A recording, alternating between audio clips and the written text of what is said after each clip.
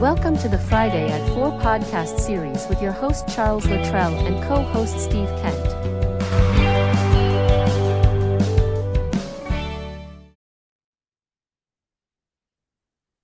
Steve, good afternoon. Welcome back to Friday at 4, episode 51. How are you, buddy? I'm doing well. I'm doing well. You realize 51, which means, well, there's two thoughts with that. One is we're not Area 51, which is a good thing. Um, but see, I figured that out, right? But it's now our next 50. Our next milestone is 100. Already looking forward to it. I like that. That's true. Yeah, Yeah, I didn't think about that. You know, that's good stuff. I figured I'd start TikTok live. Why not? Sure, go ahead. Why not? All right, we are loading. Something went wrong. Okay, well, it didn't work. Having technical difficulties over here. Well, I guess this is still working for us, hopefully. Yeah, okay. We'll find It out. still it still says recording, so hey, Anyway, so let's go ahead and dive into this thing. So I know we had bounced an idea earlier about experience and Uh-huh. talking about our experience and experiences that we experience in our businesses. And I think one of the cool things, well, we share probably 30, 40, 50 years experience between each other. I mean, we have a lot, right? I mean, Yeah, yeah, we have a lot yeah. of experience between each other. It's experience. So there's really two ways to look at experience. High level. One way is, do you have 1 year of experience repeated over and over again for the next 10, 15, 20 years? Or do you continue to learn? Do you go to school? Do you watch videos, social media, continuing education, so that you Yeah, can maintain updated knowledge to help whatever your client base looks like? So again, are you 1 year repeated over and over, which means you really don't know anything going on anymore because you're dealing with something that's 10, 15, 20 years old, or are you current? So that's a big thing about experience. yeah. I think one of the cool things about my career is and I reflected on this earlier as we talked about, this to share this idea, this topic. Mm. I'm going back to when, I was 15 years old and got my first job. Every job that I had Mm. has been some sort of touch on customer service Mm. for me personally. Everything that I've done was evolved around customer service. Grocery Mm. store. I was stocking groceries. I helped bag the groceries. I ran the candy counter. I helped out back at the meat counter. Pizza, right? I helped answer the phones. I made pizzas. And as I, went through life, I carried money and a gun for a living.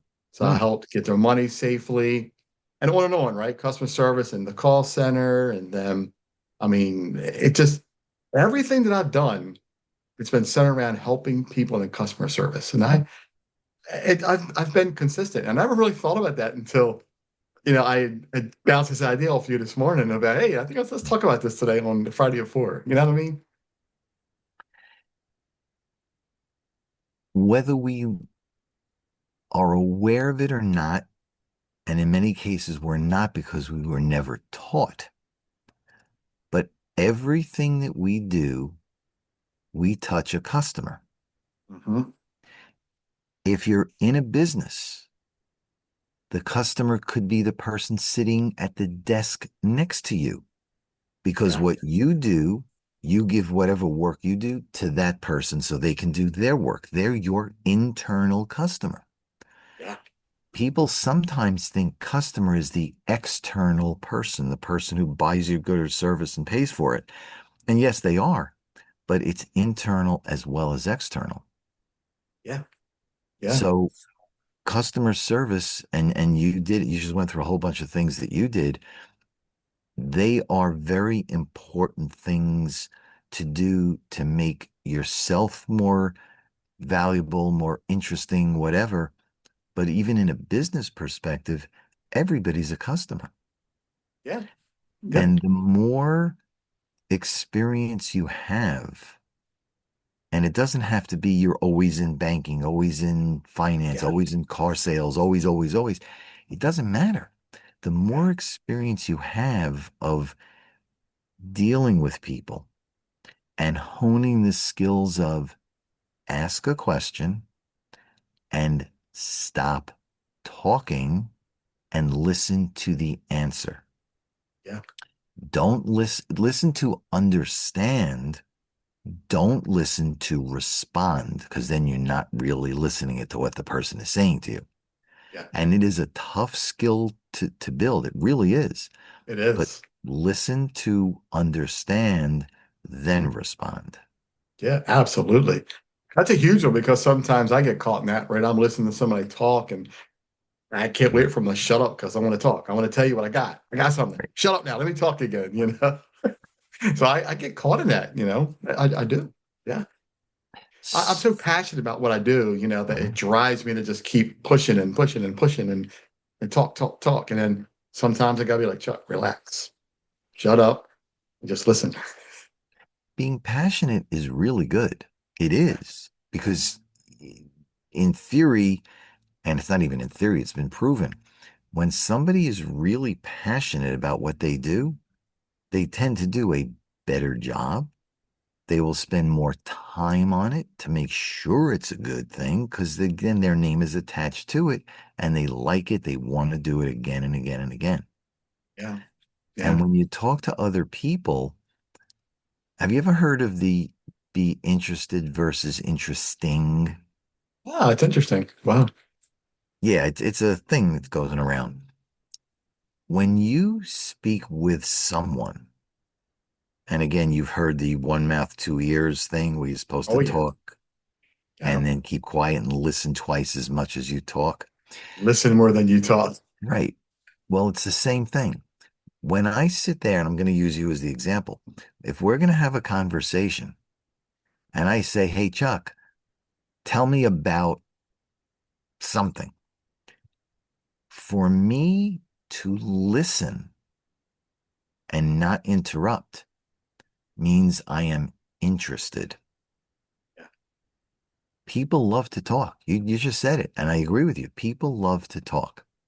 If you let them talk, they will think more of you because you listened to them and you're interested. Yeah. If you do all the talking, you're interesting to yourself, but you probably tuned everybody else in the room out. So be interested in somebody else. Don't be the most interesting person in the room. It's Yeah. just like they say And you should never be the smartest person in a room. You're in the yeah. wrong room. Yeah. And to tie on to that, body language says a lot too. Way people stand, the eye contact, their Yep. complete body language says a lot about whether they're interested or interesting, right? I mean, Yeah, it fits, you know? it does. I Yeah. was talking with somebody yesterday. He's a local guy that does promo stuff, and he created something for me that I needed, and he delivered it to me, which he didn't have to do, but he did. And came into my house and was standing in the kitchen, and we talked for like 5 minutes. And at the end of the 5 minutes, he said to me, "You never stopped looking at my eyes." And I said to him, similar to what I had said a few minutes ago, it's a sign of respect. It's a sign of being interested in the other person. And you're really listening to what they're saying. So when you do then respond with something, it's something they just said. So if they talk about, I don't know, your shirt being blue, and all of a sudden you say to them, oh, yeah, I need to go and buy a new car this weekend.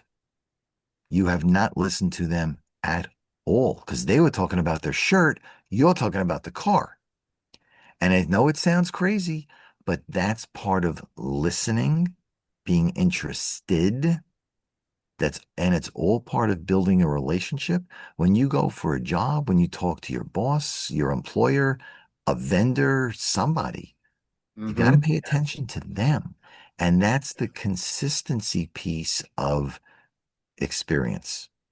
You beat me to it because I was going to say, I wanted to listen while you talk right now. I don't want to just cut in and run my mouth, but that's ties right into what we're talking about experience. I mean, you learn these things, right? So many things that we've learned over the years because we're not any spring chickens anymore. We're getting up there in age, and we've learned a lot. We've learned what to say, what not to say, what to do, what not to do, and we're still learning, and we're constantly learning. We're learning Yep. every day. Yep. You know, nobody's perfect. We are human. We're going to constantly make mistakes, and I do it all the time. I say, "Oh, I shouldn't have did that. Oh well." Keep moving. Learn from it. You're going to keep You know, moving. yeah, So, as an example, and I'm only using this as an example, the car industry, car salesmen have a bad rep. They do. And in some cases, it's justified. In many cases, it's not, but it's the overall perception. There was recently, I think it was last year, there was something that went around on the internet where Steph Curry, the basketball player, his mother went in to buy a car. Now, obviously, Steph Curry has a nice amount of money, okay? His mother went in to buy a high-end car. And based upon her looks and the perception of the person who was waiting on her, he made the decision that she should not be there buying that type of car. But again, it's that very, very, very small number of people who believe that. But again, it ruins the reputation for everybody. So yeah, he went in and he had a whole program for that manufacturer, which again, I'm not mentioning. He had that whole manufacturer revise their plan to say everybody should be treated the same way. yeah, Because again, it's those few, few, few people who ruin the reputation for everybody. yeah. But it's the experience of Malcolm Gladwell wrote a book, and I've mentioned this before, wrote a book called Blink. I actually have it, I read it and twice. I read it. That's a good thing. Okay. That's a that's a good book. But for those of you who are not familiar with the book, what the essence of the book says, when you first meet someone and you look at them, the Split blink, the second. snap of a finger, you already made a judgment. Yes, you did. And how many times is that judgment wrong? Mhm. Based on experience, you would have the conversation, get to know the person. I'm not talking hours, but even 5, 10, 15 minutes. Get Yeah, to know the person. yeah, Why are they there? What are they looking for? How can you help them? yeah. And that comes from experience. Right.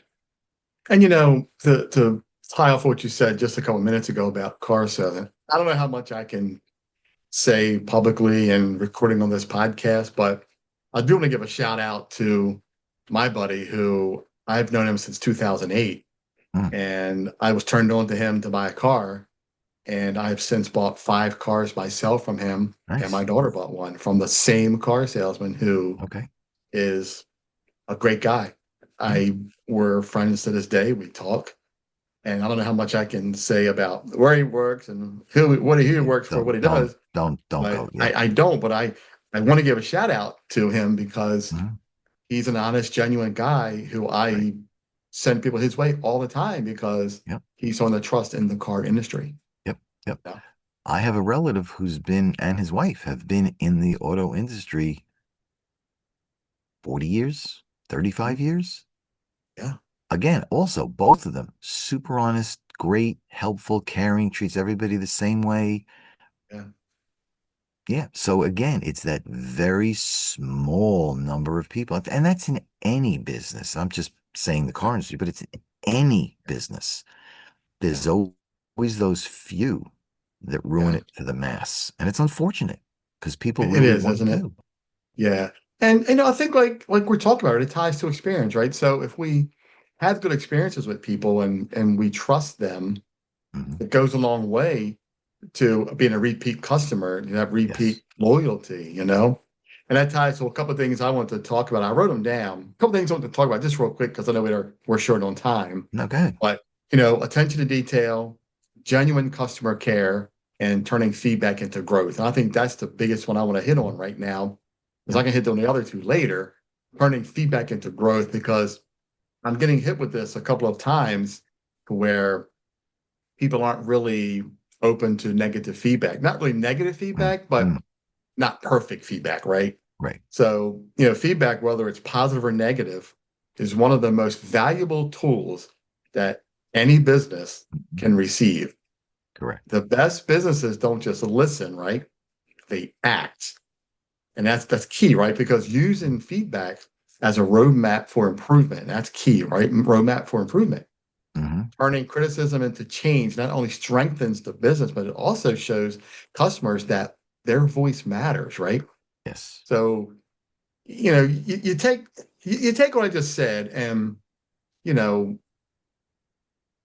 if I say the burger was undercooked, the lettuce was wilting, just something I made up, the French Mm, fries were cold, and I come to you and show you that, have a picture, I tell you about it, you really should stop and listen and say, well, tell me more about your experience. What happened? How do I mhm. fix it? Not turn me away, get mad at me, tell me you're just being a jerk because you're just one of those reviewers and you're a foodie and you're a jerk Mm, and I don't want to see you on business ever again. And I have felt that way in their mm. most recent visit. And I'm saying that here on this podcast because it's happened. And I feel Mm. like, you know, these businesses did not want constructive criticism and feedback for their business. Kind of broke me a little bit, because you would expect a business to want this type of feedback Mhm. better themselves going forward, right? A business, and regardless of the business, everybody thinks that they're doing a great job. And some are, and some are not. But without that constructive, independent perspective on what can be done better, the potential is to start losing customers. And bad reputations travel a lot faster than good reputations. Yeah.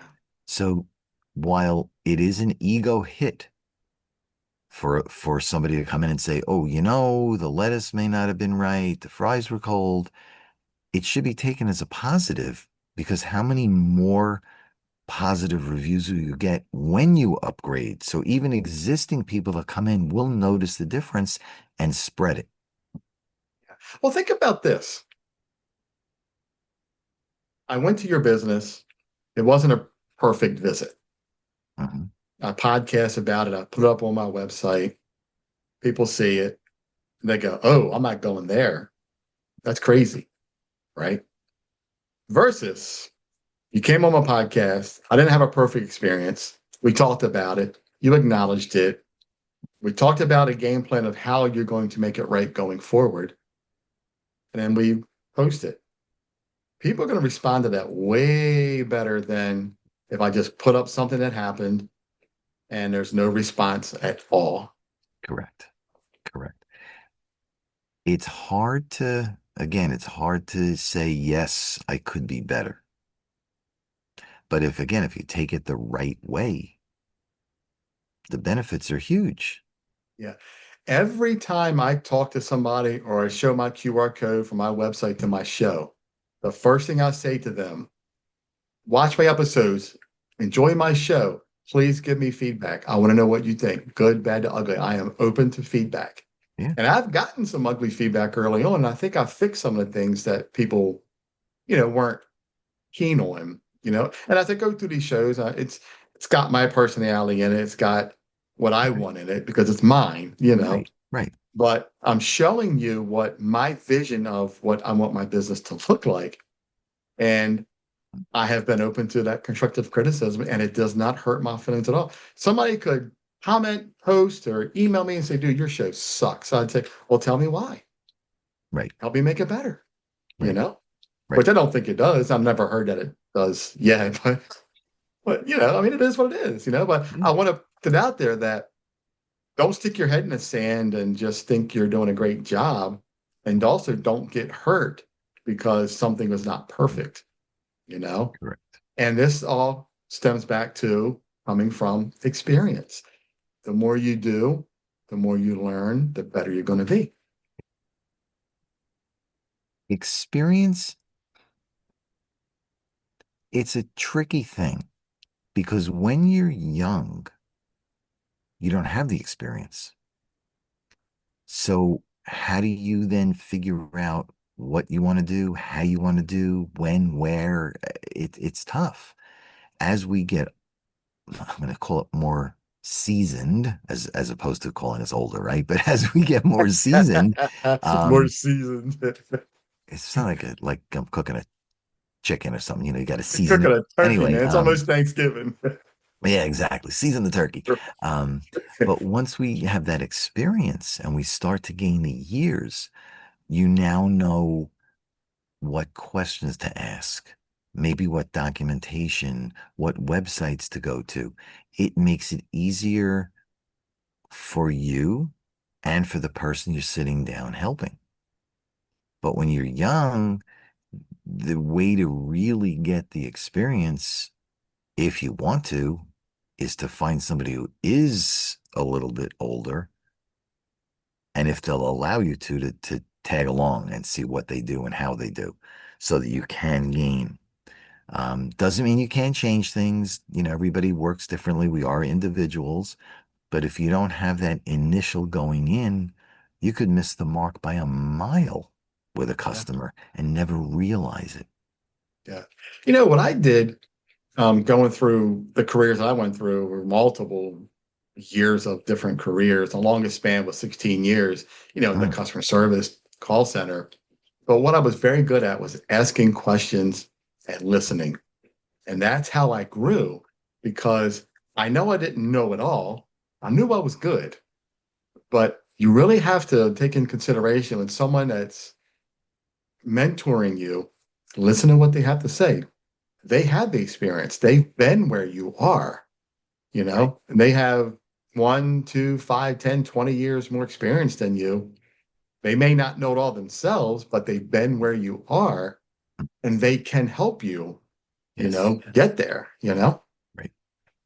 So, It, yeah, it's important to talk to people who have that experience because, like you said, it's like parents who have younger kids and the kids, again, some kids are really good and some kids test the limits. And I get that. I'm not saying yes or no. I'm just saying this is the way it is. happens. And my kids did the same thing. They were Yeah. testing the limits. And when they tried to do something that I knew was wrong, I would always say to them, so you think that what you're trying to do is unique? Remember, I went through the same things you went through over and over and over. You're not getting away on me. You're not getting over. And then the biggest thing that we used when the kids were young is if they were behind us, you could hear what they were doing and you would make a comment. And they'd say, how do you know what I'm doing? And the line would always be, I have eyes in the back of my head. And Yeah. it took them years before they figured out. I really didn't, but I Yeah. had the same experience. I could tell by the sounds what they were doing. Like, did you know that? How Because did I'm you know that? smarter than you. Yeah. My I've been parents there use that one as before. well. I got eyes in the back of my head, boy. Don't even try it. Okay, Dad. Okay. You got it. Yeah, Yeah. I remember that. That was interesting. We had some good times though. Yeah. What a great topic. I like this today. I had a whole different game plan with this, but I think the way it went was good because it got us to really open up a little bit about experience, right? Because I Mhm. think, this, even on like TikTok, I'm sure there's a broader range of people on TikTok who are watching. Mhm. And there's Right. a broader range of people who are watching when we put this podcast live up on my site, knowing all the Mm. platforms. I think if everybody at whatever level you're at, if you just take a second to listen to someone, don't think you know it all, just listen to what this person is trying to tell you. Just because you're 27 and I'm 55 doesn't mean I know more than you. The 27-year-old might have some experience in something more than I might. Just listen, Mhm. you know? I don't think age really has to do anything with it, but the older we get, the more experience we get, the more we can help the younger generation get through, whatever they're going through or dealing with, right? The collective experience can make anybody better. Yeah. You're right. The 27-year-old these days knows a million times more than I do on the social media aspect. And I can learn and I try to learn as much as I can. But if they're looking for something maybe on the financial, in my case, on the financial side, they may not know what I know. So it makes sense for them to listen to me, get some ideas, how to do something better, faster, missing documentation, missing websites, missing something to get a better customer experience. So it does work both ways if both sides are willing to work together. Yeah. The experience you have with the financial industry, I mean, there should be no reason why somebody shouldn't trust you to say, well, this is Steve's industry. Let's hear what he has to say about Right. saving me money or helping me out. In any industry, and there are some more than others, the health industry, the finance industry, there are so many things to learn that experience really matters. Yeah. Experience matters, being licensed matters. I get people coming in all the time. My cousin Joe told me to do. Well, is your cousin Joe, number one, licensed? No. Does your cousin Joe have any experience? No. If what cousin Joe tells you to do doesn't work, you realize cousin Joe is going to run out of town quickly before you find him because you lost money because of what he told you. Yeah. So it makes sense in certain industries that could be life threatening, financially threatening. Yeah. Make sure they're experienced, make sure they have the license so that they are legally allowed to talk about certain things. It's Absolutely. important. Yeah. And that side's hard for me because other than the certifications that I have, it's hard for me to prove my experience. I mean, I've got 25 years experience in customer service and growing, Mm, and it's hard to prove that other than my testimonials. And right. I have those. I still have the files from my first business still in my closet, Okay. Good. of all the customers I had over the country and Mm, the ones that were big paying customers. yeah. So yes, I am for real. Steve and I are real people with real experience, and we know our businesses. Only comes through time. Comes through time. Yeah, Do we do everything right the first time? Probably not, but it's how you fix it and then learn going forward that really counts. I'm glad you said that we do it right the first time because again, as I went in and made visits to these two businesses that weren't perfect the first time, it's okay.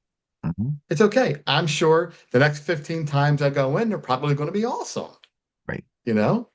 But you have to know that this was my first time in. It wasn't perfect. If I was a regular customer, I would not be returning at all. I might not say anything about your business. I'll just keep going and tell 10 people, I went to this place, it was awful. I went to this place, it was awful. And those people were never going to go, right? No. Same thing with you, right? If you wrote up a wrong contract, man, that could just be so detrimental to everything you're trying to accomplish for a customer. And you'll lose your license because they're going to tell 10 people, and 10 people tell 10 people before you know it. Steve's out of business. And It even can happen more so than quick. right. But even more Yeah. than that, the stuff that I put into place usually is long term. Yeah. So if I don't do the right thing today, Yeah. and let's say you're 50 years old, and we set up a retirement plan for when you're 65, if that It comes paperwork back. was wrong, Yeah. and now you get to 65 and the money you thought you were going to have, you don't, Right. it's too late. You can't go back and make up those 15 years. Yeah. So it's very important that I get it right. And that's why in our company, we have multiple people that review what we do Yeah. to Multiple know that touches. it's on the button every single time. Yep. Because you can't go Love it. backwards. If you do Love something it. wrong in the health industry, Yep. somebody could die. You got it. You Yep. can't bring them back. No. So it's Yeah. so important to do things the right way the first time. And again, every industry is a little different and whatnot, but it's so important. And that's why licensed professionals Yep. are the And that's people you why want it to go comes to. down to experience, right? I mean, Right. just reach out to guys like us who have experience, right? Mm-hmm. Steve at 516-727-2294. Yeah. And Chuck at 410-935-6132. Yeah, reach out to us, man. We're here, Steve, Yeah. another great episode, man. Yep. Appreciate it. You It's got it. Friday at 4 because It's 4 o'clock somewhere. 4 o'clock somewhere. Love it. Anybody watch this at 4 o'clock somewhere, it's 4 o'clock. I love it. Yep. Steve, thanks again Sounds for good. coming on. Another good episode. Yep. Like I said, I had another way I wanted to position what I had to say, but we can work it for another episode. It doesn't matter because Yeah. I love what we do. It's real. It's just two guys talking, and we do what we do because we love to help people. Right. Yep. That's Hey, what it man, is. enjoy the rest of the day. You Everybody too. that's watching, thanks for watching. And Yep. Steve, we'll talk soon, buddy. You got it. Thanks, Chuck. Take care, Take care, man. everyone. Enjoy. Have a great weekend. You too. Bye. You too, see you, buddy. You've been watching the Friday at 4 podcast series with your host Charles Luttrell and co-host Steve Kent. Thanks for watching.